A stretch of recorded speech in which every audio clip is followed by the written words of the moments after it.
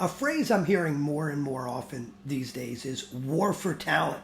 We're in a war for talent. How do we find the best people? But let's face it, we've always been in a war for talent. We will always be in a war for talent if you care enough to find the very best people for your team. And if you don't attack this war in the right way, you're going to stifle growth. You're going to frustrate your people, especially your A players. You're going to frustrate your best clients, and everyone's going to feel overworked, especially you. So what are you doing to become a magnet for your ideal team player? Now, a lot of companies have what's called a brand promise. A brand promise is the answer to a really important question. It says, what's the biggest challenge your core customer has that you solve better than anyone else? And you use that to create a promise to your customers and attract the best customers. That's great. But do you have an employee promise? Without an employee promise, without the right team, you're never going to consistently deliver on your brand promise. Now, your employee promise is similar with a slight tweak to the question.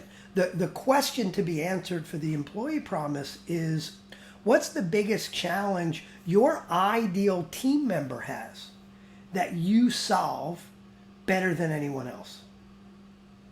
Forces you to answer the question, who is your ideal team member? What challenges do they have? Maybe it's about growth or autonomy. Maybe it's about being heard. Maybe it's about working on interesting projects that are consistent with some inspiring purpose. What are the 2 to 3 specific promises you're making?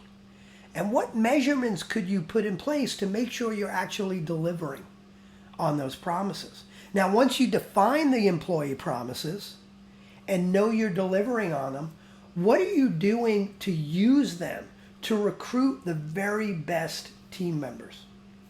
Are you going to continue to do the typical job posting, use the typical recruiters? Or are you going to add a large dose of marketing to market the employee promise, attract the very best people, and then retain them? Now, off to the talent war you go. Good luck.